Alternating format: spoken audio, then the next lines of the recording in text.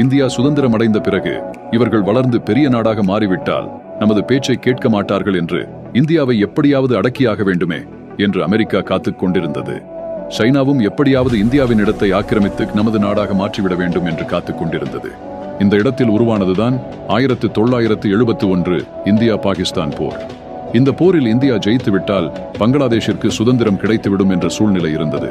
இதுதான் சரியான நேரம் என்று அமெரிக்காவும் சைனாவும் பாகிஸ்தானோடு சேர்ந்து கொண்டு அமெரிக்கா ஒரு படி மேலே சென்று பாகிஸ்தானுக்கு ஆயுதங்கள் கொடுத்துள்ளது.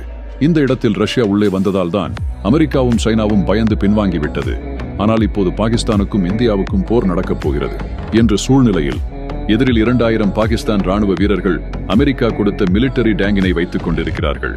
எதிர்பார்க்காத விதமாக இந்த பக்கம் 120 இந்திய வீரர்கள் மட்டும் இருந்ததால் பயந்து பின்வாங்காமல் தன் கையில் இருந்த L1A1 என்ற ரைபிள் துப்பாக்கியை மட்டும் வைத்து தாக்கி மொத்த பாகிஸ்தான் ராணுவத்தையும் கதி கலங்க வைத்துவிட்டது. நமது இந்திய ராணுவம் இறுதியாக அந்த போரில் வெற்றியும் அடைந்து பங்களாதேஷிற்கு சுதந்திரமும் வாங்கி கொடுத்துள்ளது. நமது இந்தியா இதனை பற்றி நீங்கள் என்ன நினைக்கிறீர்கள் என்பதை கமெண்டில் கூறுங்கள். மற்றும் இதனை போன்று தினம் ஒரு விஷயத்தை தெரிந்து கொள்ள என்னை பின்தொடருங்கள்.